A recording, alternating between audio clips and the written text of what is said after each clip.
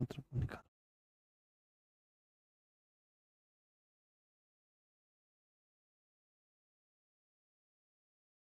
किसे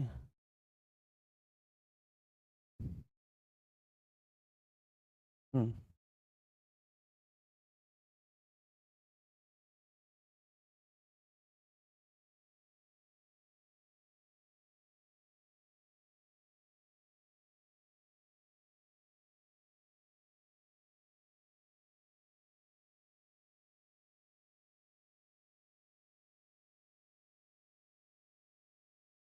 विवेक नायक ले लिया आपका नाम।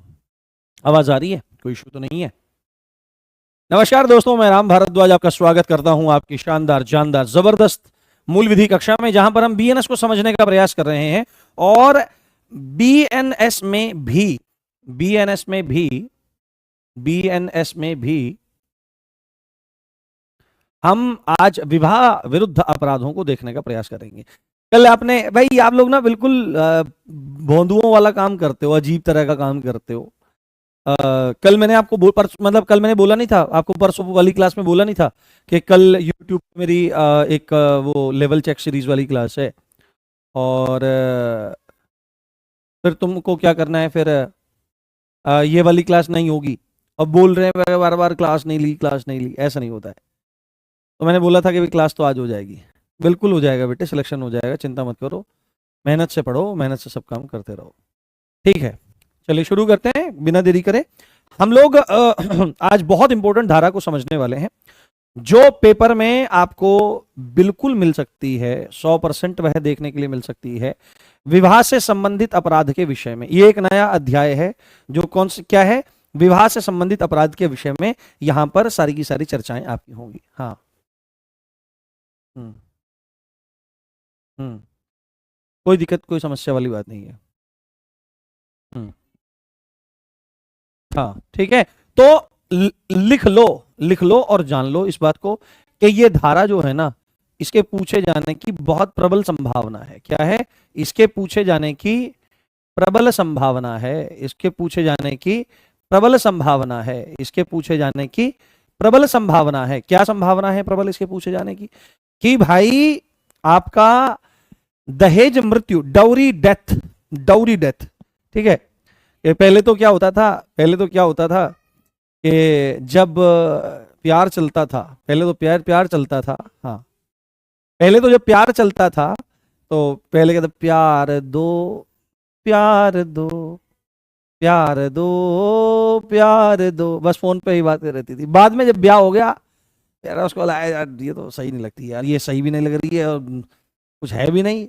तो किसी ने सीधे कहा, उसने बाद में कहा कि पहले मैं तेरे को गाना सुनाता था ना, उसने कहा हाँ प्यार दो, प्यार दो। अब क्या है? दहेज दो, अब दहेज दो की स्थिति बन गई है। एक चीज ध्यान रख लेना आप लोग बहुत अच्छे से, जो दहेज प्रतिषेध अधिनियम है ना, कौन सा? दहेज प्रतिषेध अधिनियम। आपसे पूछेगा कि दहेज प्रतिषेध अधिनियम की, किसमें? दहेज प्रतिषेध अधिनियम की धारा, कौन सी धारा में दहेज की परिभाषा है? तो आपको बोलना है दहेज दो, दहेज दो, ऐसे याद रख लेना। तो दहेज दो, दहेज दो, इस तरह से आप चीजों को याद रख सकते हो। अब मेरी बात ध्यान से आपको सुननी है, ध्यान से समझनी है। ये डाउरी डेथ जो है बच्चे, ये कौन सी धारा में होती थी पहले? ये धारा एक आईपीसी की धारा 304 बी में आती थी, या इसको आप क्या कह सकते हो, 304 ख में ये आपकी आती थी। जो जो बात मैं आपको समझाने का प्रयास कर रहा हूं, ध्यान रखना है। पूछ सकता है पेपर में आपसे, हाँ, पूछ सकता है पेपर में आपसे। हाँ, ठीक है, पूछ सकता है आपसे पेपर में ये कि आईपीसी की धारा 304 बी में जो दहेज मृत्यु की होती थी, वो अब बीएनएस में कौन सी धारा में है? तो आपको क्या बोलना पड़ेगा? बीएनएस की धारा 80 में इसका जिक्र किया गया है। पहले 304 बी में थी, अभी 80 में है। और यहां पर क्या बोलना है? Dowry death. तो डाउरी डेथ के लिए सबसे पहली शर्त यह है कि जो डेथ होनी चाहिए ना, जो महिला की डेथ होनी चाहिए, वो शादी के 7 साल के भीतर ही, शादी के 7 साल के भीतर, क्या लिखा हुआ है? 7 साल के भीतर ही होनी जरूरी है। इस बात का ध्यान रखना है, क्योंकि अगर 7 साल के बाद, अब आप बोलोगे सर के अगर दहेज की वजह से 7 साल के बाद भी मार दिया जाता है तो क्या वो डाउरी डेथ में नहीं आएगा? और जबकि वो डाउरी की वजह से ही डेथ हो रही है, तो डाउरी की वजह से डेथ है, इसलिए डाउरी डेथ तो है ही है। पर अगर 7 साल से ज्यादा की स्थिति में चीजें चली गई हैं, तो फिर 490A जो धारा है, जो बड़ी खतरनाक धारा है, ये क्रूरता, क्रुएलिटी की धारा है, इसके अंतर्गत मामला वहां पर आपका चला जाता है। ठीक है, क्या हुआ, समझ में आ रही है बात? हाँ ठीक है, पढ़ते रहिए। देखो कोर्स तो खत्म होने को तो खत्म ही है, आज खत्म ही है कोर्स, कोर्स खत्म होने में क्या है। चलो ध्यान से देखो और ध्यान से समझने का आप लोग प्रयास करो। ठीक, तो विवाह के 7 साल के भीतर, है ना, विवाह के 7 साल के भीतर होनी जरूरी है, पूछ सकता है। डेथ कैसे होनी चाहिए? तो या तो जला करके मार दिया गया हो, या चोट पहुंचा रखी हो, यानी पीट रखा है, बहुत बुरी तरह से पीट रखा है, हाँ, है ना, बहुत बुरी तरह से पीट रखा है, और पीटने के साथ ही, क्या चीज है, पीटने के साथ ही इतनी भयंकर मार पड़ी या कुछ भी हुआ, उसकी डेथ हो गई। क्या हो गई? उसकी डेथ हो गई। तीसरी बात, जो अभी जला करके मारी जाएगी, जल करके मारी जाएगी, अब मान ले जला करके मार दी और कह दिया कि जल गई और मर गई भाई ये, या चोट लग गई थी, ऊपर से गिर गई, मर गई। परंतु यदि ये डेथ होंगी तो जाहिर सी बात है दहेज की स्थिति में होंगी, तो असामान्य परिस्थितियों में होंगी। नॉर्मल कंडीशन में आपको भी पता है जल करके डेथ नहीं होती है, ये बात समझनी चाहिए। और साथ में, और लगता हो कि मौत के कुछ समय पहले पति के रिश्तेदारों द्वारा या पति के द्वारा दहेज की मांग करते हुए क्रुएलिटी उसके साथ में की जा रही हो या तंग किया जा रहा हो, ये सारी की सारी चीजें जहां पर ऐड हो जाती हैं, उसको क्या कहा जाता है? उसको कहा जाता है आपका डाउरी डेथ। तो डाउरी डेथ के लिए सबसे पहले इंपॉर्टेंट चीज है, विवाह के 7 साल के भीतर डेथ होनी चाहिए। ठीक है, जला करके या चोट पहुंचा करके मारा गया हो, है ना, आपकी असामान्य परिस्थितियों में डेथ हुई हो, और पता चले कि डेथ के कुछ समय पहले पति या पति के नातेदारों द्वारा, नातेदार मतलब उसके रिलेशन, उसके भाई हो सकता है, बहन हो सकती है, मां हो सकती है, कोई भी मतलब परी, उन्होंने दहेज की मांग करी हो, और दहेज की मांग करते क्रूरता करी हो। क्रूरता में, क्रूरता, क्रुएलिटी में क्या चीज हो सकती है? थप्पड़ मारना। ठीक है, हाँ, ठीक है, तो मारा जा सकता है, इस तरह की स्थिति है। हाँ हाँ, शादी 18 साल से कम एज में हो जाए तो वो 18 साल से कम में शादी हो ही नहीं सकती है, ये बात है ना। अगर हो रही है तो फिर वो गलत ही है। तो अगर ऐसी स्थितियां बनती हैं तो उसको दहेज मृत्यु कहा जाता है। बताइए, समझ में आ गया? कोई डाउट तो नहीं है? बताने का, समझाने का प्रयास करें। बताने का, समझाने का प्रयास करें। हम्म, बहुत अच्छी बात है। जी प्रिया धन्यवाद, धन्यवाद, धन्यवाद। ठीक है, चलिए, दहेज मृत्यु की बात हो रही है, बहुत अच्छी बात है। प्यार दो को याद रखना। अगली बात, अब यहां पे क्या है? यहां पर दहेज मृत्यु के लिए दंड है। अब बहुत जरूरी, ध्यान से देखना आप, दहेज मृत्यु के लिए दंड, दहेज मृत्यु का दंड है। अगर किसी महिला की डाउरी डेथ करी गई है, तो आपसे पिछली वाली परीक्षा में पूछा गया था कि डाउरी डेथ के लिए मिनिमम पनिशमेंट कितना मिलता है, मिनिमम पनिशमेंट कितना मिलता है। तो आपको ध्यान रखना है, काफी इंपॉर्टेंट पॉइंट है, क्योंकि देखो, दंड आप कितनों के याद रख लोगे? वकीलों को याद नहीं होते, वो भी किताबों में देखते हैं, जजों को याद नहीं होते, आप कितनों को याद रख लोगे? हाँ, सर अब तो वाइफ से डर लगता है। नहीं बेटे, ऐसा नहीं है, स्थितियां बहुत खराब हैं आज भी। हाँ हाँ, नहीं, 81 में तो ये चला जाएगा ना, 82 संभवतः वहां पर कुछ गड़बड़ हो गई होगी। ठीक है ना, इसको ध्यान रखो, कोई दिक्कत वाली बात नहीं है। तो यहां पर ये आपसे नहीं पूछा जाएगा। ठीक है, यहां पर 81 है या 82 है, ये आपको ध्यान रखने की जरूरत नहीं है, ये इतना ध्यान नहीं। मूल बात ये, अच्छा, लोट पोट कर प्रणाम स्टीफन रॉबर्ट। ठीक है, स्टीफन रॉबर्ट, मिनिमम 7 साल की सजा है और मैक्सिमम लाइफ इंप्रिजनमेंट तक हो सकता है इसमें। लाइफ इंप्रिजनमेंट तो पूछेगा मिनिमम कितनी है, तो ये है। मैक्सिमम कितनी है, तो मैक्सिमम आपकी आजीवन कारावास तक चली जाती है। चलिए, बहुत बढ़िया।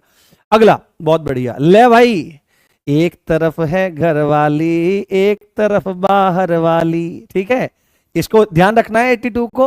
एक तरफ है घर वाली, एक तरफ बाहर वाली, है ना, क्या? एक तरफ बाहर वाली रे, एक तरफ बाहर वाली, एक तरफ, है ना, द्विविवाह बाई गेमी ठीक है, एक तरफ है घर वाला, एक तरफ बाहर वाला, तो ये दोनों स्थितियां रहती है। अब ससुराल वाले परेशान कर रहे हैं भाई, ये तो चलता ही रहता है हमेशा। हाँ, ध्यान रखना है। तो 82 को क्या याद रखना है? सीधे सीधे, एक तरफ है घर वाली, एक तरफ बाहर वाली, एक तरफ है घर वाला, एक तरफ बाहर वाला, यानी द्विविवाह बाईगेमी की यहां पर बात हो रही है कि पति या पत्नी के जीवन काल में पुनः विवाह कर लेना, यानी कि पहला पति या पत्नी जीवित है और आप दूसरा ब्याह करने चले गए, है ना। बस समझ में आ गई होगी बात, इतनी बात बोलते ही। तो दूसरा विवाह करने आप चले गए हो तो फिर आपको दंड मिलेगा, आपको दंड मिलेगा। पर यहां पर विवाह की कुछ शर्तें हैं, है ना। एमएलए ने लिख दिया है कि भाई साहब ताकत है, दो दो से विवाह करने के लिए ताकत चाहिए। हाँ हाँ, ठीक है, ध्यान से। हाँ ठीक है, कोई दिक्कत वाली बात नहीं है। तो द्विविवाह की बात यहां पर हो रही है, तो पति या पत्नी के जीवन काल में, यानी कि अब आप बोलोगे द्विविवाह का मतलब तो 2 बार शादी है, तो सर ऐसा भी तो हो सकता है किसी का पति जो है वो ना रहे, पत्नी जो है वो ना रहे। हाँ, तो ऐसे में द्विविवाह नहीं कर सकते, दूसरी शादी नहीं कर सकते, लोग तो करते हैं, अपराध नहीं होता। या क्या कह रहा है, जीवन काल में, जीवन काल मतलब पति या पत्नी जीवित हो और उसके जीवित रहते दूसरा ब्याह कर रखा है, तो ये गलत बात है आपकी। ठीक है, यहां पर एक चीज आपको ध्यान रखनी है। अब यहां पर अपवाद क्या है, यहां पर अब अपवाद क्या है यहां पर। अब आप बोलोगे सर कि पति पत्नी तो जीवित रहते हैं, तलाक वगैरह हो जाता है, तो तलाक हो जाता है ना, तलाक हो जाने के बाद पति पत्नी रहते नहीं है। तो यहां पर एक बात लिखी है, न्यायालय द्वारा विवाह शून्य करार दिया जाना, यानी कि डाइवोर्स की कंडीशन में कि डाइवोर्स अगर हो जाता है तो डाइवोर्स हो जाने की कंडीशन में चीजें प्रभावी नहीं रहती हैं, फिर वो चाहे जिंदा हो चाहे मरे, उससे क्या फर्क पड़ता है, फिर शादी कर सकता है। अब देखो, ये ज्यादातर जो चीजें हैं वो हिंदू विवाह के लिए हैं, है ना। हिंदू विवाह अधिनियम अलग है, मुस्लिम विवाह अधिनियम अलग है। मुस्लिम विवाह अधिनियम में यहां तक की स्थिति है कि आप 4 तक विवाह कर सकते हैं, है ना। वहां पर है, इस तरह की स्थिति बनी हुई है। इसीलिए क्या चीज लाने का प्रयास कर रही है गवर्नमेंट कि भाई हाँ, गाने मेरे को बहुत आते हैं, नहीं मैं आपको यकीन मानूं, सच बताऊं, ये गाना मैंने कभी नहीं सुना है, बस ये मेरे को एकदम से आया कि मैं आपको बता दूं, तो मैंने आपको बता दिया है। हाँ, मैंने सोचा मैं आपको बता दूं, तो मैंने आपको बता दिया है। ठीक है, हाँ, कई हजार बच्चे पढ़ रहे हैं लाइव, चिंता मत करो। ठीक है, तो देखो क्या चीज है, क्या होता है ना, जैसे हाँ हाँ, मेरी बात ध्यान से सुनो। हाँ, मेरी बात ध्यान से आपको सुननी है। काजल, मैं तुझसे प्यार करता हूं, मैं तेरे बिना रह नहीं सकता हूं, है ना, तू मेरे साथ चल, चल हम दोनों चल के शादी करेंगे। ये बात एकदम बोल दी उसने। तो काजल बोलती है मेरे पापा मारेंगे, मैं तुम्हारे साथ बिना शादी के नहीं रह सकती हूँ। बस इतनी सी बात। काजल, ये ले चाकू, ये चाकू काटा और काजल की मांग भर दी, और एकदम से उसने कहा ये तो तुम्हारी हो गई। ठीक है, ये स्थिति, क्या इसको विवाह माना जाएगा, क्या इसको विवाह माना जाएगा। यानी कहा काजल तू इतने पे ही मत रुक, देख मैं तेरे लिए यहाँ पे आग जला देता हूं। तो आग जला दी और पकड़ करके क्या हो रहा है, उसके साथ में फेरे ले लिए 5 साल, तो विवाह हो जाएगा नहीं। आपको एक बात ध्यान रखनी चाहिए, विवाहित तब तक नहीं मानी जाती है कन्या, हाँ, है ना विवाहित तब तक नहीं मानी जाती है कन्या तब जब तक सप्तपदी नहीं होती। आपने अगर शादी को देखा होगा तो ऐसे धान के अलावा जो खील होती है उसके 7 ऐसे बना दिए जाते हैं, और पति पत्नी साथ में मिलकर के और चलते हैं एक एक करके, और जब साथ में मिलकर के उन तक चल जाते हैं तब माना जाता है, इन सप्तपदुओं तब एक साथ चल जाते हैं तब विवाह माना जाता है। सप्तपदी होना जरूरी है, तब इसको विवाह से माना जाएगा। हाँ, गीता रावत बोल रही है सर थोड़ा ढंग से पढ़ा लो। बेटा अगर मैं ढंग से पढ़ाने आया ना सब्जेक्ट को, सिर पे से उतर जाएगा सब्जेक्ट। ठीक है, ये जो मैं बोल रहा हूं ना, ये हर चीज एग्जाम्पल है, थोड़ा ढंग से पढ़ा लो ना, थोड़ा सा मतलब बोलने की मर्यादा का विचार करना चाहिए बेटा। हाँ सर, आपका गला निपट जाएगा। नहीं, मेरा गला निपटेगा नहीं तो विवाह में सप्तपदी का होना जरूरी है, आपको मैं गारंटी दे रहा हूं, हमेशा याद रहेगा विवाह में होना सप्तपदी जरूरी है। हाँ ठीक है, उसके बाद अब एक चीज है, जैसे क्या है कि 3.5 फेरे ले लेते हैं। कितने ले लेते हैं? 3.5 फेरे, 3 सही 1/2। 3.5 फेरे अगर किसी ने ले लिए हैं तो विवाह में नहीं आएगा। ठीक है, ये बहुत ध्यान रखा जाता है। विवाह के लिए कितने फेरे लिए जाते हैं? विवाह के लिए फेरे लिए जाते हैं 7। कितने लिए जाते हैं बेटे? विवाह के लिए 7 फेरे आपके लिए जाते हैं, 7 फेरे आपके विवाह के लिए लिए जाते हैं। और 7 फेरों के, ये पूरा बोलता है ये तो एक गलत बात है। विवाह के 7 फेरे नहीं होते, विवाह में 4 फेरे होते हैं मूलतः। और अगर कोई 3.5 फेरे ले रहा है तो उर्मिला वर्सेस राज्य का एक मामला है, उन्होंने कहा है कि 3.5 फेरे भी अगर हो रहे हैं तो विवाह नहीं माना जाएगा। क्या? विवाह नहीं माना जाएगा, इस बात को ध्यान रखना है। क्लियर? अब आगे है, अब यहां पर सेक्शन 82 के पार्ट 2 में यह बात है कि पहले विवाह को छिपाकर दूसरे से विवाह करना, ठीक है, पहले विवाह को छुपाकर, तो वही है बाइगेमी है। तो यहां पर इसमें 10 साल तक की जेल हो सकती है और फाइन भी हो सकता है। पहली बात तो न्यायालय तो बाद में निपटेगा भाई साहब, न्यायालय तो बाद में निपटेगा, पहले घरवाली निपटेगी। एक लाला था, ठीक है, इस बात को सुनो थोड़ा सा। एक लाला जी थे, हाँ, एक लाला जी थे, बड़े धनवान थे, बहुत पैसा था उनके पास। और जब पैसा व्यक्ति के पास ज्यादा आ जाता है तो फिर दिमाग उसका ऐसे हो जाता है, सही निर्णय नहीं ले पाता वो, तो और कुछ बात भी बदल जाती है उसकी। तो उनने क्या काम करा, पहली घरवाली थी, बड़ा प्रेम करता था उससे, दूसरा और ब्याह कर लिया। तो अब दोनों पहले तो संग कैसे रहे, तो उनने क्या किया, बढ़िया बढ़िया घर बनाया और एक फ्लोर पर अपनी पहली पत्नी को और दूसरे फ्लोर पर अपनी दूसरी पत्नी को, फर्स्ट फ्लोर पर रखवा दिया। निर्णय यह हुआ कि आधी रात तक पहली पत्नी के साथ रहेगा और 12 बजे के बाद फिर दूसरी पत्नी के पास ऊपर चला जाएगा, ठीक है। एक दिन क्या हुआ, वो ऐसे ही जाता था, कोई किसी को दिक्कत होती नहीं थी, हाँ, किसी को दिक्कत होती नहीं थी। तो एक दिन क्या हुआ, उनके घर में चोर आ गया।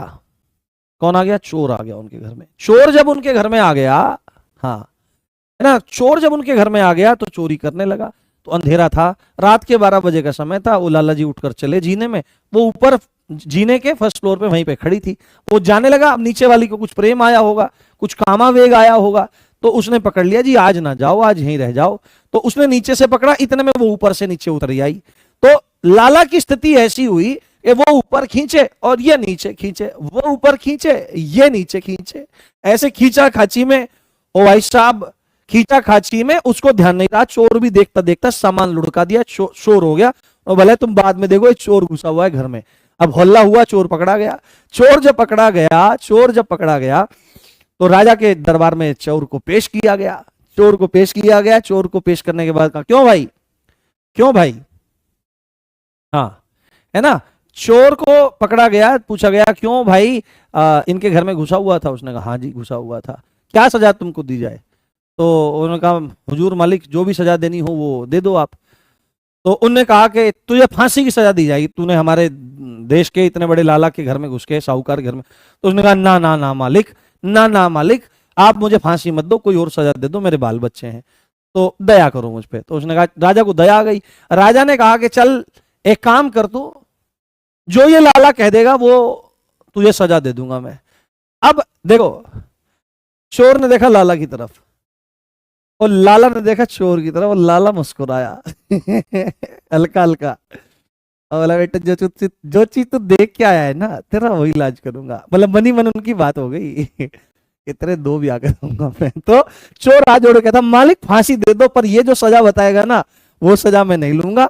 तो ऐसे चक्कर में कभी भी चीजें नहीं करी जाती। उसको 2 विवाह वाली स्थिति है, तो जेल में तो बाद में निपटा जाएगा, उसकी स्थिति अलग हो जाएगी। तो बाल में सजा पहले मिलेगी, पहले तो पत्नी आई कचूमर बना देंगी, ये स्थिति बन जाएगी। चलो आगे। उसके बाद सेक्शन 83 क्या कह रहा है, कपटपूर्ण विवाह कर्म पूरा करना, यानी कि फर्जी विवाह करना, है ना, फर्जी विवाह करना। क्या करना बेटे? फर्जी विवाह करना, फर्जी विवाह करना। क्या करना? फर्जी विवाह करना, फर्जी रूप से विवाह करना, फर्जी तरीके से विवाह करना, कपटपूर्ण विवाह कर्म करना।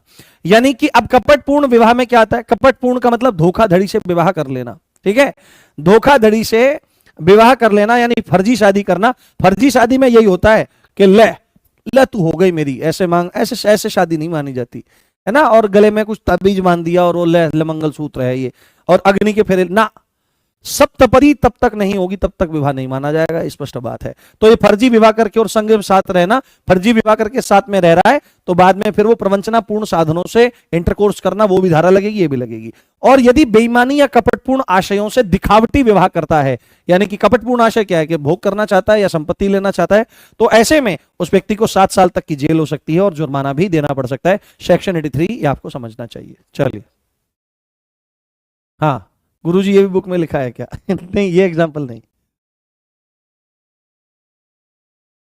हाँ नितिन, हाँ बेटे पढ़ाई रहे हैं, सब चीज पढ़ाने के अंतर्गत ही है, ठीक है। मैं चलो जैसा 1-2 बच्चे कह रहे हैं ना, वैसे ही पढ़ाता हूँ, वैसे ही पढ़ा के बताता हूँ। जैसे कह रहे हैं, जैसे बच्चे बोल रहे हैं, एक बच्चा बोल रहा है नितिन सर बहुत ड्रामेबाजी हो रही है ना, और प्लीज पढ़ाइए, आपसे विनम्र निवेदन है। ठीक है, अब मैं पढ़ा के जैसा आपको जैसा पढ़ना चाहते हो वैसा मैं पढ़ाता हूं। ठीक है, ध्यान से देखना।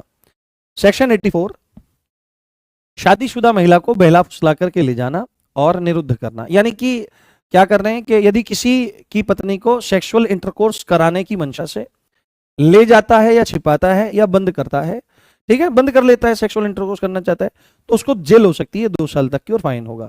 और अगर अपनी औरत अगर अपनी मर्जी से जा रही है, महिला अपनी मर्जी से जा रही है, तो कोई दिक्कत वाली बात नहीं है ना, तो वहां पर वो अपराधी नहीं माना जाएगा। फिर ये सेक्शन 84 कहता है किसी की पत्नी को ले जाना। अगला, अब यहां पर क्या है, ये सेक्शन 85 है। पहले ये आईपीसी के 498A में हुआ करता था कि अगर महिला का पति या पति के नातेदार जो हैं उसके प्रति क्रूरता करें, ठीक है, क्या करें, क्रूरता करने का प्रयास करें, हाँ, क्रूरता करने का प्रयास करें, तो 3 साल तक की इसको जेल होगी और फाइन हो सकता है। कोई मार पीट रहे हैं तो इस तरह से हमारी ये धारा हो जाएगी। ठीक है, अगली धारा सेक्शन 86 में क्या बात बोली गई है, थोड़ी सी जरूरी है, थोड़ा ध्यान से देख लेना। क्रूरता की परिभाषा, क्रूरता की परिभाषा, क्रुएल्टी की परिभाषा इसमें दी गई है। क्या बोला गया है, हाँ हाँ बताइए पवन, बताइए क्या जेन्युइन राइट है। ठीक है, जानबूझकर किया गया ऐसा आचरण जो महिला को सुसाइड करने के लिए प्रेरित कर दे या महिला के जीवन, अंग या सेहत को गंभीर खतरा और चोट की संभावना वो पैदा कर दे, ठीक है, ऐसा कर दे। और स्त्री से किसी संपत्ति की मांग या मूल्यवान प्रतिभूति की मांग, मतलब वही दहेज की मांग की बात है 7 साल के बाद की, तो इसमें आपकी 86 में ये सब चीजें आ जाती है ना। ये आपको बहुत अच्छे से ध्यान रखना है, 86 आपका हो जाएगा। अगला, इसमें थोड़ा सा केस है जिसको आपको समझना चाहिए, हाँ, है ना, इसमें थोड़ा समझना चाहिए। पीवी भिक्षापति वर्सेस राज्य का मामला है 1999 का, जिसमें क्या है, स्त्री को पीटना और दहेज की मांग करना किसमें आता है, 498A में आ जाएगा। किसमें आ जाएगा, 498A में आ जाएगा। ये बात बोलने का यहां पर प्रयास कर रहा है ना। ठीक है, ये इसमें आ जाएगा। हाँ, ऐसे होता है, ऐसे पढ़ना चाहते हैं आप ऐसे पढ़िए। उसके बाद ये ड्रामेबाजी बता रहे हैं भाई साहब, हाँ ठीक है। जगदीश चंद्र वर्सेज राज्य 1988 का मामला है। आदमी दारू पी करके मार रहा है, देर से घर आता है, तो ये भी क्रुएलिटी के अंतर्गत आ जाएगा। ठीक है, अब आगे चलते हैं। 87 में क्या चीज है, 87 को थोड़ा सा ध्यान रख लीजिए आप। क्या बात बोली जा रही है, विवाह आदि करने को विवश करने के लिए महिला का अपहरण करता है, अपहरण करता है, किसी महिला की मर्जी के खिलाफ ऐसा काम करता है, तो ऐसा हो जाता है। हाँ भाई साहब, मेरा ना दिमाग ना खराब करना, ठीक है, मेरे को जैसे पढ़ाना है मैं वैसे पढ़ाऊंगा, ठीक है, मेरे को जैसे पढ़ाना है वैसे पढ़ाऊंगा मैं, ठीक है। ये बाबा जी की लाठी है, गर्दन में फंसा के यहीं खींच ले जाएगा, यहीं बिठा के पढ़ाऊंगा अपने सामने। आप कैसे कह सकते हो कि मास्टर ऐसा मत पढ़ा वैसा मत पढ़ा? आपको पता है ये कितना नीरस विषय है। अगर इस धारा को मैं आपको दिखा दूं मूल एक्ट में, तो दिमाग चकरा जाएगा, समझ में नहीं आएगी। हाँ, अगर अभी क्लास में आज के बाद ऐसा कमेंट किया, मैं ब्लॉक कराऊंगा, बता रहा हूं, मैं सीधे ब्लॉक करवाऊंगा मैं। वैसे ये मजाक की बात है, मैं ब्लॉक किसी को नहीं करवाता हूं, पर थोड़ा सा ध्यान रखो, दरोगा बनने जा रहे हो, चीजों को ध्यान से सीखो, ये आपकी के काम आएंगी। ऐसे क्या मजा आता है पढ़ने में भाई, अगर मतलब लाइव एग्जांपल ना हो, डेली लाइफ के ना हो, तो वो चीजें दिमाग में रुकेंगी कैसे, समझोगे कैसे? हाँ, समझोगे कैसे, ये तो बताओ, ऐसे बताओ। अब बताओ, तुम तो कह रहे थे ड्रामेबाजी, अब देखो कितने कमेंट आ रहे हैं और सब में एक ही चीज लिखी हुई है, सर ऐसे समझ में नहीं आया, कुछ पता नहीं लगा ऐसे। तो इसीलिए इस तरह से नहीं पढ़ाया जाता है इस विषय को, कि चीजें समझ में नहीं आती है ना। अब ध्यान से पढ़ो और ध्यान से समझो, ज्ञानी मत बनो, ठीक है, ज्ञानी मत बनो कुछ भी। हाँ, अब मैं उसको अपने तरीके से पढ़ाता हूं, अब देखो, अब आएगा समझ में, अब आएगा समझ में, ठीक है। कपटपूर्ण विवाह करना तो हो गया था, ठीक है, कपटपूर्ण विवाह करना तो हो गया। अब मेरी बात सुनो, है ना, अब ध्यान से देखो सेक्शन 84। सेक्शन 84 जो है, सेक्शन 84 क्या कहता है, शादीशुदा महिला, यानी कि ऐसी महिला जिसका विवाह हो रखा है, शादीशुदा महिला, उसको बहला फुसला करके ले जाता है। बहला फुसलाने का मतलब है, अरे तुम हमारे साथ चलो, है ना। जैसे किसी ने, जो ऐसी महिला है किसी के साथ में चली जाती है, तो उसका आदमी कौन सा गाना गाता है ना, मेहर गोर मिलैया काली मगर चिनार ना मिलई, वो ऐसा गाना गाता हुआ फिरता है फिर, और वो चली गई उसके साथ में। वो उसके साथ में चली गई। तो शादीशुदा महिला को बहला फुसला करके ले जाना या उसको निरुद्ध कर देना, यानी कि उसको नजरबंद कर देना, ये बहुत बड़ी स्थिति है। तो मेहर गोर मिलैया कारी, है ना, मगर ये ना मिलई, है ना, ये ना मिलई, तो इसको ले जाना, ठीक है। तो यहां पर एक्सप्लेनेशन क्या कहता है कि यदि किसी की पत्नी को किस इंटेंशन से, यहां पर इंटेंशन भी बता दिया गया है, सेक्सुअल इंटेंशन से। देखो अब एक बात है, आप एक बात समझो, शादी से पहले कुंवारे लड़का लड़की होती हैं, हाँ हाँ, नहीं ये आपको याद रहेगा, ये आपको ध्यान रहेंगी सारी बातें, हाँ ठीक है, ये ध्यान से सुनो। और मैं तो देखो बहुत डीप करके पढ़ाता हूँ, बहुत अच्छे से पढ़ाता हूँ, क्योंकि आप जो चीजें डेली लाइफ में देख रहे हो वहां से आप करोगे। तो यदि किसी की पत्नी सेक्सुअल इंटर है ना, किसी की पत्नी को सेक्सुअल इंटरकोर्स करने की मंशा से ले जाता है, विवाह से पहले अगर कोई लड़का या लड़की है ना, लड़का या लड़की जो है वो एक साथ में आते हैं, तो वो इमोशनल टच के कारण भी आ सकते हैं, ठीक है, वो इमोशनल टच के कारण भी आ सकते हैं, भावुकतावश एक साथ आ सकते हैं, प्रेम हो सकता है, वहां पर प्रेम है ना, काम का तो वहां पर लेश भी नहीं है जब प्रेम होता है। फिर विवाह होता है तो विवाह के संबंध में फिर जो जब सब होता ही है फिर सब स्थिति बनती है। बट अगर कोई शादीशुदा महिला है, ठीक है, कोई शादीशुदा महिला है और उसको कोई लेकर के जा रहा है, तो क्या इंटेंशन है, उससे शादी करने की इंटेंशन तो नहीं है, तो स्पष्ट बात है वहां पर उसकी सेक्सुअल इंटेंशन है। कैसी सेक्सुअल इंटेंशन है? तो यदि किसी की पत्नी को सेक्सुअल इंटेंशन इंटरकोर्स कराने की मंशा से, ऐसा नहीं खुद करेगा, किसी और से कराने की मंशा से ले जाता है या उसको छिपाता है या बंद कर देता है ना, तो ऐसे में अपने आप भी या और से भी कराने की इच्छा रखता है, तो ऐसे में उस व्यक्ति को जेल हो सकती है 2 साल तक की और फाइन। बट यहां पर बहला फुसला देने का मतलब क्या है? बहला फुसला देने का मतलब यह है एक तरह से व्यपहरण की स्थिति, एक तरह से व्यपहरण, व्यपहरण तो बिल्कुल नहीं बोलेंगे, व्यपहरण बहला फुसला करके ले जाना, यानी कि स्थिति आपकी यह बन जाएगी, उसका जो मालिक है यानी उसका जो पति है उसकी बिना परमिशन के पूछ लेना, उसकी बिना परमिशन के उसको ले जाना, यह बात ध्यान रखनी है। और अगर यहां पर यह बात है कि महिला बहला फुसला करके ले जाने का मतलब है उसको यह भी कह सकता है कि चलो हम शहर में तुमको काम दिवा देंगे, ऐसी वैसी चीजें जो हैं वो आपकी इसमें आ जाती हैं। यदि महिला अपनी मर्जी से जाए और वहां पर रहे तो फिर अपराध नहीं है। बताओ, ये भी बात है। पहले ये जार कर्म में आता था, किसमें आता था? अडल्ट्री में, है ना, अडल्ट्री में आता था, जार कर्म में। पर जार कर्म की धारा को भी हटा दिया गया है, जार कर्म की धारा को हाँ भी हटा दिया गया है। अब वो बात पहली वाली नहीं रही, ठीक है। यानी कि अगर किसी की पत्नी किसी के साथ अपने मन से चली जाती है तो फिर कोई भी अपराधी नहीं है। तो ध्यान से मतलब रखना इन चीजों को जीवन में। अब ये मोस्ट इंपोर्टेंट है आपकी धारा, सेक्शन 85 जो है ये आपकी मोस्ट मोस्ट मोस्ट इंपोर्टेंट धारा है, क्योंकि जहां पर सेक्शन 80 नहीं आएगा, क्योंकि सेक्शन 80 क्या है? 7 साल के भीतर वाला है दहेज का मामला, 7 साल के भीतर वाला मामला है। बट 7 साल के बाद भी अगर दहेज के लिए परेशान किया जाता रहा तो वहां पर आईपीसी की धारा 498 आती थी, अब आपकी बीएनएस की धारा 85 में है। यह पूछा जा सकता है, मोस्ट इंपोर्टेंट धारा है, प्लीज इसको लिख लीजिए। हाँ हाँ गुरुजी, किडनैपिंग और एब्डक्शन का अंतर। किडनैपिंग में क्या होता है ना, किडनैपिंग में बहला फुसला करके ले जाना किसी को, उसके है ना, मतलब आप गए, चलो बच्चे टॉफी लेने चलते हैं, और उसके मम्मी पापा की निगाह बचा के टॉफी ऐसे ले गए, ये तो होता है आपका किडनैपिंग, व्यपहरण। और क्या किया आपने कि मैं तुम्हारे बच्चे को वहां स्कूल तक छोड़ने ले जा रहा हूं, छल का प्रयोग किया, या स्कूल जाते हुए उठाया, मोटरसाइकिल पे दबोचा, गाड़ी में उठाया ले गए। यह है जब बल छल का प्रयोग करके किसी को अगवा कर लिया जाता है, यह होता है अपहरण। तो बल छल का प्रयोग करें तो अपहरण है, एब्डक्शन है। और क्या काम कर रहा है? अगर स्थिति बन रही है आपकी, अगर स्थिति बन रही है कि बस ऐसे बिना परमिशन के ऐसे ही ले जाता है, तो स्थिति वहां पर अलग बन जाती है। तो यहां पर यह आपका क्या है? यह है आपका 86, महिला के पति या पति के नातेदार, है ना, पति के नातेदार। महिला का पति है या महिला के पति के नातेदार, मतलब उसकी नंद है, उसकी भावज है, कुछ भी है, जो भी कुछ है, लिखने दीजिए, लिख लीजिए, कोई दिक्कत नहीं। तो महिला का पति है या पति के नातेदार द्वारा उसके प्रति क्रूरता। अब क्रूरता में क्या क्या आ जाएगा या आपको आगे समझ में आएगा। अगर महिला के प्रति क्रूरता की जाती है उसके हस्बैंड द्वारा या उसके देवर, जेठ, ससुर, जेठानी, दुरानी, ये वो फलाना ढिमका, उनके द्वारा अगर ऐसा कुछ होता है, सास, तो 3 साल तक की जेल हो सकती है, साथ में फाइन भी देना पड़ेगा। क्या करना पड़ेगा? फाइन भी देना पड़ेगा, जुर्माना भी उसको देना पड़ेगा, सेक्शन 85। तो इसको ऐसे आप याद रख सकते हो कि आईपीसी 498 ए है और आपका बीएनएस आपका 85 है। क्या है?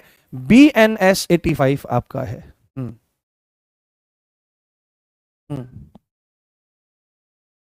बीएनएस 85।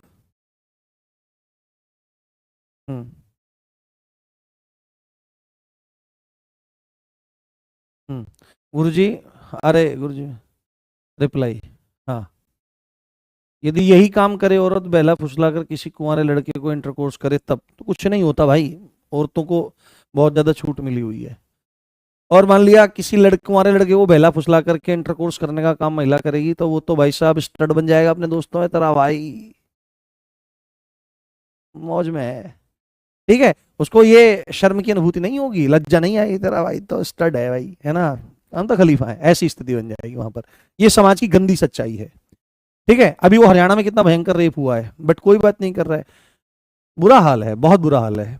चलो उसके बाद भाई इसको लिख लेना, ये काफी इंपॉर्टेंट आपके लिए हो सकता है। सेक्शन 86 क्या है? सेक्शन 86 है, मोस्ट इंपॉर्टेंट है और न्यूली एडेड है ना, न्यूली एडेड है, अभी जोड़ा गया है, बीएनएस में जोड़ा गया है, एक्सप्लेन किया गया है क्रूरता को बीएनएस में, ये न्यूली एडेड है। क्या है? ये न्यूली एडेड है, ये न्यूली एडेड है, क्रूरता की परिभाषा, क्रूएलिटी की परिभाषा। तो क्रूरता में क्या क्या चीजें आपकी आती हैं?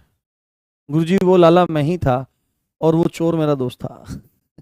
अच्छा ठीक है मिस्टर विनर्स, ठीक है।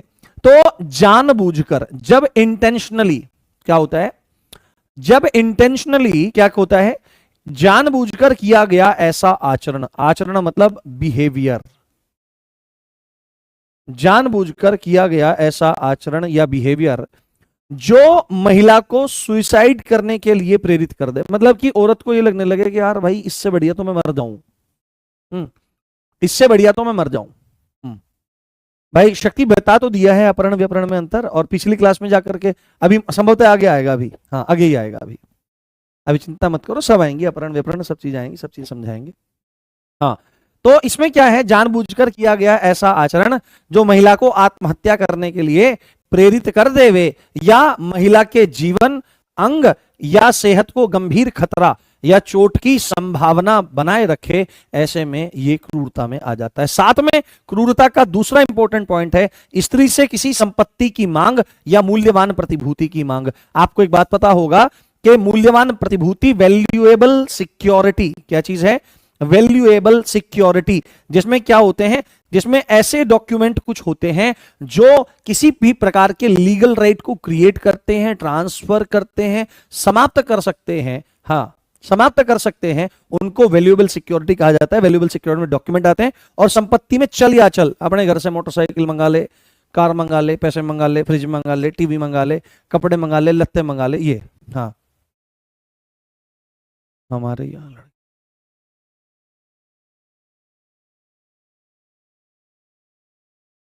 हाँ सर जी केवल पवन को पढ़ा रहे हैं, नहीं नहीं नहीं कृष्णा, वाह बहुत अच्छी बात बोली आपने, ठीक है। तो वैल्यूएबल सिक्योरिटी को की मांग हो, यानी कि दहेज की मांग करते रहें, दहेज की मांग भी आपको ध्यान रखना है, दहेज की मांग भी, दहेज की मांग भी किस में आएगी? क्रूरता के अंतर्गत मानी जाएगी और आ जाएगी। हाँ चलिए बहुत बढ़िया, बहुत बढ़िया, बहुत बढ़िया, शानदार, जबरदस्त, जिंदाबाद। आगे अब आपको ध्यान रखना है, कुछ केसेस ऐसे हैं, जैसे कोई कह सकता है क्या स्त्री को पीटना और दहेज की मांग आपकी क्रूरता में आती है? तो आपको ध्यान रखना है, एक केस था पीवी विक्षापति वर्सेस राज्य 1999 का, जिसमें कोर्ट ने एक बात बोली कि भाई किसी भी औरत को पीटना और दहेज की मांग करना क्रूरता के अंतर्गत आएगा और ये 498A में आ जाएगा। और आपको पता होना चाहिए कि अब 498 क्या हो गई है बीएनएस में 85 में, तो आप इसको यहां पर बोल सकते हो कि ये वाला मामला अब धारा 85 से रिलेटेड माना जाएगा। किससे माना जाएगा? 85 से रिलेटेड माना जाएगा। और हाँ हाँ सास भी हो सकती, क्या? बिल्कुल, पति के नातेदार, रिश्तेदार, जिसका रिश्ता है पति का, क्या हो सकता है? हाँ बिल्कुल मनीष तिवारी, ये गुरुजनों की कृपा है जो थोड़ा बहुत पढ़ा पाते हैं। हाँ लिखने भी नहीं दे रहे, लिखते रहो ना, लिखने में क्या दिक्कत है? आजकल शादीशुदा औरतें ज्यादा भाग रही हैं। तो अब इसमें सोचने वाली बात है, भाग किसके साथ रही हैं? शादीशुदा मर्दों के साथ ही तो भाग रही हैं। तो इसमें खाली मर्दों की गलती नहीं है, लड़कों के साथ भी चली जाती है कुछ, है ना, ऐसी स्थिति है।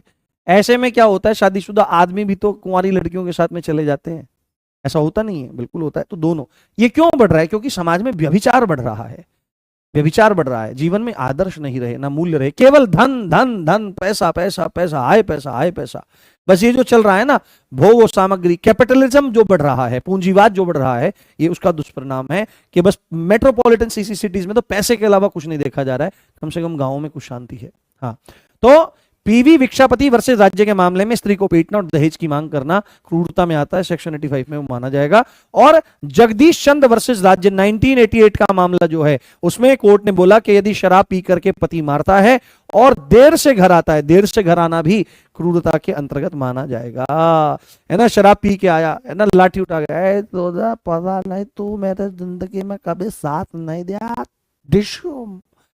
तेरा भाई, है ना, भाई साहब अपने सालों से सबको प्रॉब्लम हो जाती है ना।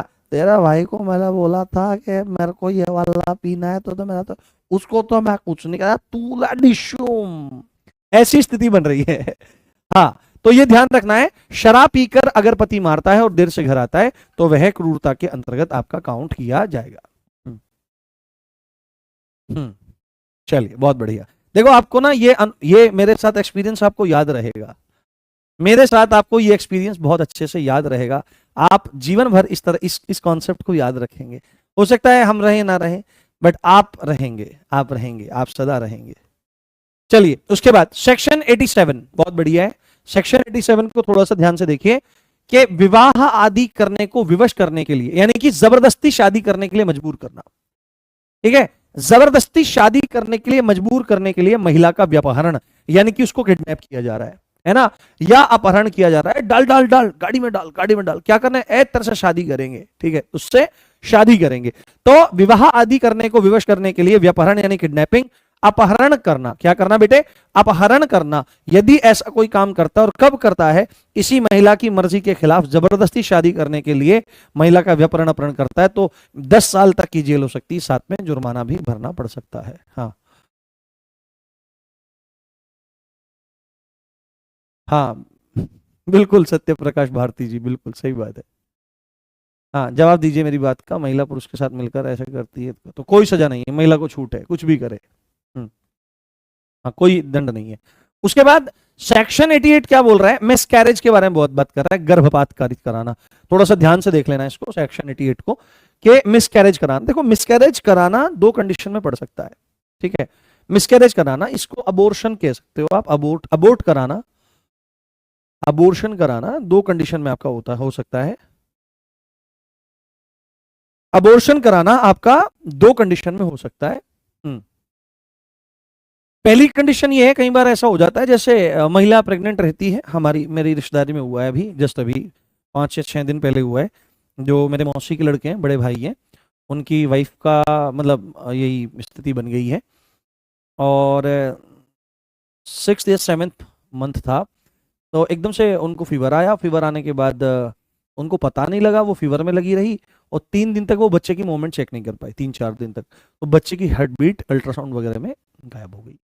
तो ऐसी स्थिति में जब बच्चा गर्भ में डेड हो गया है, तो ऐसे में तो उस महिला की जान बचाने के लिए अबॉर्ट करना पड़ेगा, मिसकैरेज करना पड़ेगा। या रेप का मामला है, किसी के साथ में रेप हो गया है और प्रेगनेंसी रह गई है, तो ऐसे मामले में भी क्या करना पड़ेगा, अबॉर्ट करना पड़ेगा। यानी महिला के फायदे के लिए अगर मिसकैरेज या अबॉर्शन कराया जा रहा है तो अपराध नहीं है। बट अगर अबॉर्शन कराया जा रहा है लड़की से, कि भाई लड़की हो रही है, लड़की खत्म करो, तो अगर क्या हो रहा है, यदि महिला स्वयं या कोई और गर्भपात कारित करती है या करता है, महिला खुद करे या कोई और करवाए इत्यादि करता है, और उद्देश्य महिला का जीवन बचाना नहीं है, यानी कि गर्भ को नष्ट करना है। गर्भ हत्या करना बहुत भयंकर अपराध है, और बहुत भयंकर, आप एक हत्या ही कर रहे हो, आप एक जीव को समाप्त कर रहे हो। बच्चा 3 महीने में हार्ट बीट आ जाती है, स्पंदन गर्भा, स्पंदन होने लगते हैं, स्पंदन गर्भा कहा जाता है, विद हार्ट बीट, बच्चा दिल धड़काने लगता है, बच्ची दिल, और जब गोलियां दी जाती है ना, तो बच्चे का वो जिंदा बच्चा डेड होता है। डेड होने के बाद उसका अंग अंग कटता है, और कटने के बाद वो बाहर निकलता है। आप सोचो कितना भयंकर अपराध आपके सिर लगेगा। इसीलिए कहा जाता है कि विवाह के पहले कभी भी इंटरकोर्स जैसी गतिविधियों में शामिल नहीं होना चाहिए। क्यों? क्योंकि अगर ऐसा हो गया तो समाज इस चीज की परमिशन कभी नहीं देगा, और आपके कुल खानदान के गौरव को भी उड़ा देगा, ठीक है। अब यहां पर कोई कह सकता है कि सर सिंगल पेरेंट भी तो हो सकते हैं, तो देखो भारत वो जगह तो नहीं है मेरे हिसाब से जहां पर आप बिना शादी किए प्रेग्नेंट हो जाएं और प्रेग्नेंट होने के बाद फिर बच्चे को जन्म दे करके रहें। अब मैं तो इस बारे में कुछ कहना नहीं चाहूंगा, हो सकता है कुछ लोग इस कॉन्सेप्ट को समझते हो कि क्या ही होता है, बट एक बच्चे को पिता और माता दोनों की बहुत जरूरत पड़ती है, और खाली पिता और माता की जरूरत नहीं पड़ती, दादी दादा फैमिली में सबकी जरूरत होती है। तो प्लीज बी जॉइंट, हमेशा साथ रहिए। जब साथ रहते हैं, लड़कियों को एक बात समझाता हूं, जब साथ रहते हैं तो कुछ तो कॉम्प्रोमाइजेस करने पड़ते हैं, ठीक है, कुछ तो कॉम्प्रोमाइजेस करने पड़ते हैं, बट फायदे बहुत ज्यादा होते हैं। और एक बात मैं आपको बताऊं, एक बात मैं आपको बताऊं, एक बात मैं आपको बताऊं, समझाऊं कि कई बार परतंत्रता वास्तविक स्वतंत्रता होती है। परतंत्रता वास्तविक स्वतंत्रता कई बार होती है। अगर अपने से बड़ों की परतंत्रता ना रहे, अपने गुरुजनों की, जिनका डर हमको हो, डर रहना चाहिए माता पिता का, अगर हमको डर ना रहे अपने गुरुजनों का, अपने माता का, पिता का, बड़े भाई का, तो हम जीवन में गलत मार्गों का अनुसरण कर सकते हैं। तो कई बार बड़ों की परतंत्रता भी वास्तविक स्वतंत्रता है, क्योंकि बड़ों की वह परतंत्रता आपको विभिन्न प्रकार के अवगुणों से, कुमार्गों से बचाएगी। क्योंकि जब आप बड़ों की परतंत्रता में रहोगे तो आप औरों की परतंत्रता में नहीं पड़ने वाले। शराब की परतंत्रता, शराब काबू करेगी, नशा काबू करेगा, व्यभिचार काबू करेगा, है ना, गलत आचरण काबू करेंगे। तो अपने गुरुजनों की परतंत्रता में रहेंगे तो काम बढ़िया बनेगा। अपने बड़ों की तो बी जॉइंट, बड़ों के साथ रहिए, सीखिए। हाँ, अगर ऐसा है कि भाई बड़े होते हैं, बहुत जगह ऐसे होता है, बड़ा जानबूझकर परेशान करते हैं, तो पहले जिस हद तक झेल सकते हैं या कर सकते हैं झेलिए, नहीं तो फिर प्रणाम कर लीजिए, साथ में रहिए, थोड़ा सा दूर रहिए, उनकी सेवा करते रहिए। चलिए आगे। तो अगर ऐसा होता है तो 3 साल तक की जेल हो सकती है, या जुर्माना, या दोनों से दंडित किया जा सकता है। और अगर बच्चे में हार्ट बीट आ गई है, बच्चा विद हार्ट बीट है, हाँ, बच्चा हार्ट बीट के साथ है, बच्चा हार्ट बीट के साथ है, और तब जाकर के मतलब आपने मिसकैरेज किया है, तो 7 साल तक की जेल होगी और साथ में फाइन होगा। ठीक है, इस बात को ध्यान रखो। अगर यहां पर क्या है कि महिला का जीवन बचाने के उद्देश्य से किया जा रहा है तो कोई दिक्कत नहीं है। हाँ, अखिलेश यादव जी भी पढ़ रहे हैं। नहीं, पनिशमेंट याद नहीं करना है, थोड़ा सा देख लो बस चीजों को, जो जो मैं बता रहा हूं उस पर ज्यादा ध्यान रखना है। हाँ चलिए, बहुत बढ़िया, नोट कर लो आप इसको, फिर आगे बढ़ते हैं। इसको आप नोट कर लो, फिर आगे बढ़ते हैं। 1 सेकंड।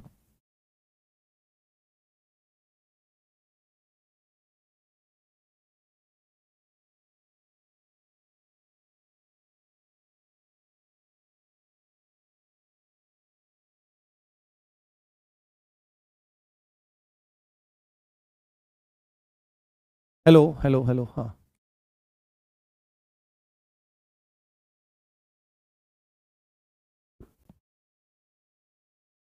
ठीक है, चलिए। हाँ, लक्ष्मी मौर्य बोल रहे हैं, सर मेरी शादी पक्की हो गई है, लड़का वो ड्रिंक करता है, क्या करना चाहिए? छोड़ देना चाहिए। अगर अभी से बहुत ज्यादा शराब पीता है, पता है, तो छोड़ देना चाहिए। ठीक है, उसके बाद सेक्शन 89 क्या कहता है कि महिला की कंसेंट यानी सहमति के बिना अगर गर्भपात कारित करवाया जाता है, क्या है कि कहीं अगर महिला क्या कर रही है, महिला स्वयं कर रही है या उसकी रजामंदी है कि आप कर दो, और लाइफ बचाना नहीं है, मतलब बच्चे को डेड करना चाहती है ना, बच्चे को डेड करना चाहती है, डेड करना चाहती है, तो 3 साल तक की जेल है, मतलब महिला भी इन्वॉल्व है। बट अब क्या है कि महिला को गर्भ है और पता लगवा लिया गया जबरदस्ती के गर्भ में लड़की है, और समाप्त करना चाहती है, लड़की को रखना चाहती है अपने गर्भ में, अपने गर्भ में रखना चाहती है, अपनी बेटी को पालना चाहती है, परंतु जबरदस्ती उसकी कंसेंट, सहमति के बिना गर्भपात किसी ने करवा दिया, तो आजीवन कारावास तक की सजा हो सकती है, या अगर आजीवन कारावास नहीं होगा तो 10 साल तक की जेल तो होगी, साथ में डेफिनेटली फाइन भी देना पड़ेगा। हम्म हम्म हाँ ठीक है, बहुत बढ़िया। आगे उसके बाद 90 पे चलते हैं।